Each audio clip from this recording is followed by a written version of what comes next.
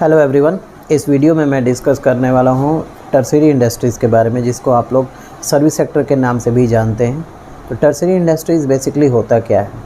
तो जो भी इंस्टीट्यूशंस इन्वॉल्व होते हैं कॉमर्शियल एक्टिविटीज़ में, like providing warehousing facilities, transportation facilities, banking facilities, financial services, hotel services, तो जितने भी इस तरह की इंस्टीट्यूशंस इन्वॉल्व हैं in this types of services, उसको हम बोलते हैं टर्शियरी इंडस्ट्रीज़। क्योंकि इस सर्विस सेक्टर के हम जो भी प्रोड्यूस किए हैं प्रोडक्ट सेकेंडरी इंडस्ट्रीज़ में, या फिर प्राइमरी इंडस्ट्रीज़ का जो भी प्रोडक्ट हम यूज़ किए हैं सेकेंडरी इंडस्ट्रीज़ में, और उसको एक यूटिलिटी हम क्रिएट किए हैं, लाइक अ फॉर्म यूटिलिटी हमने एक शेप दिया है, उसको तब तक कस्टमर तक नहीं पहुंचा सकते हैं जब तक कि आप टर्शियरी इंडस्ट्रीज़ का हेल्प नहीं लेंगे। तो टर्शियरी इंडस्ट्रीज़ यहाँ पे क्या है, बुक में क्या लिखा है मैं पढ़ देता हूँ। All the business units which provide commercial services are collectively known as tertiary industries.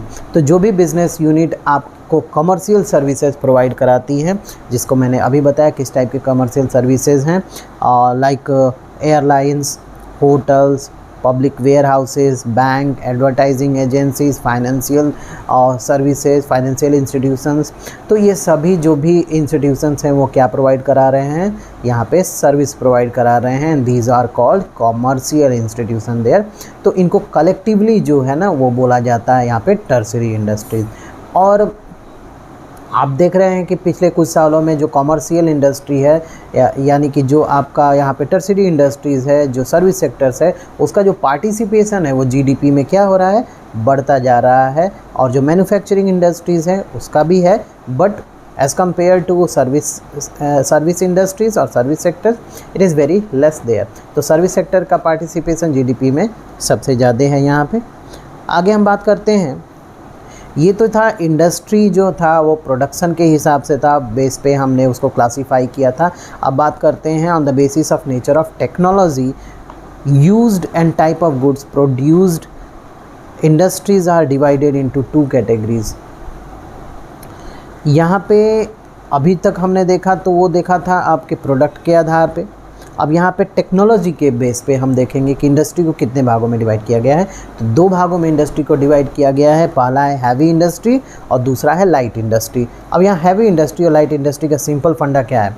Heavy industry का मतलब यहाँ पे है कि जिस इंडस्ट्री में बड़ी बड़ी मशीनरीज या फिर ह्यूज इन्वेस्टमेंट होता है, कॉस्ट ज़्यादा लगता है, प्रोडक्शन बड़े लेवल पे होता है, उसको हम बोलते हैं हैवी इंडस्ट्री। जैसे कि automobile industries, textile industries, fertilizers industries, chemical industries, power industries, steel industries, iron and ore industries.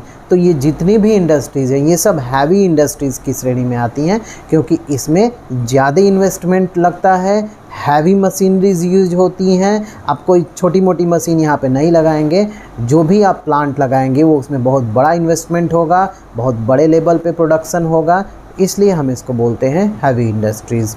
लिखा क्या है इसको?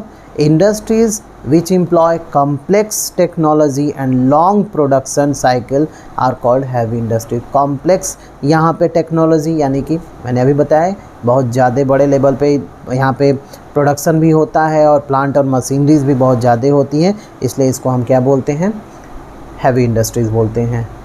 अब आते हैं लाइट इंडस्ट्रीज़ पे। तो लाइट इंडस्ट्रीज़ में उतने बड़े लेवल पे प्रोडक्शन नहीं होता है, या फिर बहुत बड़ी बड़ी मशीनरीज यूज़ नहीं होती हैं, बहुत ही कम कैपिटल में आप प्रोडक्शन स्टार्ट कर सकते हैं, लाइक प्लास्टिक रिलेटेड प्रोडक्ट। यहाँ पे क्या दिया? These industries produce consumer goods and employ simple technology and processes of production. They do not require huge investment like food processing, restaurant business start कर दीजिए, polythene bags manufacturing, plastic industries, stationery industry जैसे copy किताब, ये pen pencil, ये सारी चीज़ें हो गई। तो ये किसका एग्जांपल है? लाइट इंडस्ट्रीज़ का। तो आई होप आपको समझ में आ गया होगा।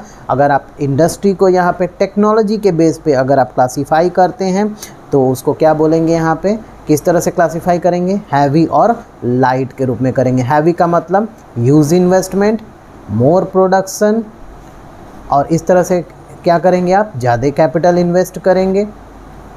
और लाइट इंडस्ट्रीज़ में कम कैपिटल इन्वेस्ट करेंगे और किस तरह का प्रोडक्ट बनाएंगे? कंज्यूमर गुड्स बनाएंगे। और हैवी इंडस्ट्रीज़ में किस तरह का प्रोडक्ट बनता है, प्रोड्यूसर गुड्स तैयार होता है। तो ये तो था आपका इंडस्ट्री का classification on the basis of technology. अब आते हैं साइज़ के आधार पे। अभी तो था यहाँ पे बेस क्या था, यहाँ पे था आपका टेक्नोलॉजी। अब आते हैं साइज़ के बेसिस पे। तो साइज़ के बेसिस पे आप small, large and semi large कर सकते हैं या फिर मीडियम इंडस्ट्रीज़ कर सकते हैं।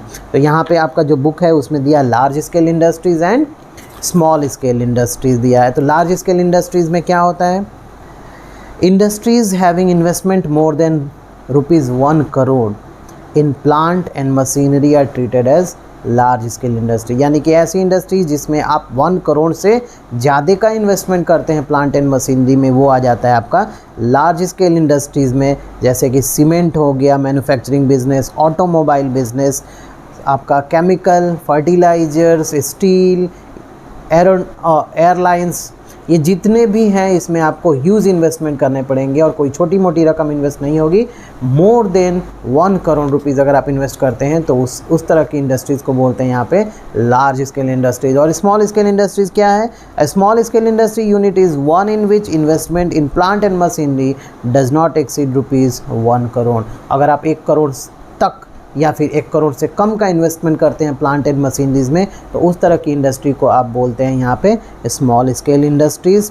और यहाँ पे स्टेशनरीज़ का बिज़नेस हो गया, नाइट वेयर का हो गया, बाइसिकल पार्ट्स हो गए, तो ये सभी किस में आते हैं, आपके स्मॉल स्केल इंडस्ट्रीज़ में आते हैं। अब नेक्स्ट वीडियो में मैं डिस्कस करूंगा कॉमर्स के बारे में, रोल ऑफ कॉमर्स और उसकी मीनिंग के बारे में। आई होप अभी तक जो मैंने डिस्कस किया वो सभी आप लोगों को समझ में आ गया है। अगर आपने चैनल को सब्सक्राइब नहीं किया और आप चैनल पर नए हैं तो चैनल को ज़रूर सब्सक्राइब कर लें ताकि मेरा अगला वीडियो आपके पास जल्द से जल्द पहुंच जाए और बेल आइकन को भी आप प्रेस कर दें।